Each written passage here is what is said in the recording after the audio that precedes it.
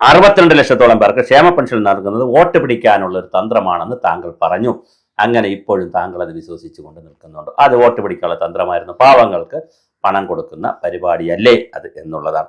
അത് അത് താങ്കളല്ല പറഞ്ഞത്, AICCയുടെ ജനറൽ സെക്രട്ടറി KC വേണുഗോപാലാണ് അത് പറഞ്ഞത്. അതിൽ സതീശന്റെ അഭിപ്രായം അറിയാൻ മുഖ്യമന്ത്രി എന്ന പിണറായി വിജയനായ എനിക്ക് ആഗ്രഹമുണ്ട്.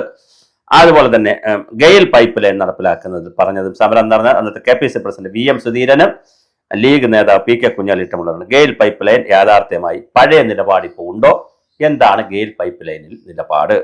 കേരളത്തിന്റെ അതിജീവനത്തിന് ബദലായി അതിജീവനത്തിന്റെ ഭാഗമായി കിഫ്ബി ഉയർത്തിക്കൊണ്ടുവന്നപ്പോൾ അതിനെതിരെ നടക്കുന്ന വികസന പ്രവർത്തനങ്ങൾ പ്രതിപക്ഷം തള്ളിപ്പറയുമോ? കിഫ്ബിയെ നിങ്ങൾ തള്ളിപ്പറയുന്നുണ്ടോ? നിങ്ങളുടെ ബ്രെയിൻ ചൈൽഡ് അല്ലേ കിഫ്ബി? KM എബ്രഹാം ധനകാര്യമന്ത്രി പ്രിൻസിപ്പൽ സെക്രട്ടറി ആയിരുന്നപ്പോൾ, അഡീഷണൽ ചീഫ് സെക്രട്ടറി ഒക്കെ ആയിരുന്നപ്പോൾ നിങ്ങളുടെ അല്ലേ കുഞ്ഞ്? എബ്രഹാം ഞങ്ങളുടെ കുട്ടിയല്ലല്ലോ. നമ്മുടെ AK ആന്റണിയുടെയും ഉമ്മൻചാണ്ടിയുടെയും കുഞ്ഞല്ലേ എബ്രഹാം എന്നൊരു ചോദ്യവും മുഖ്യമന്ത്രി ഉയർത്തുന്നുണ്ട്.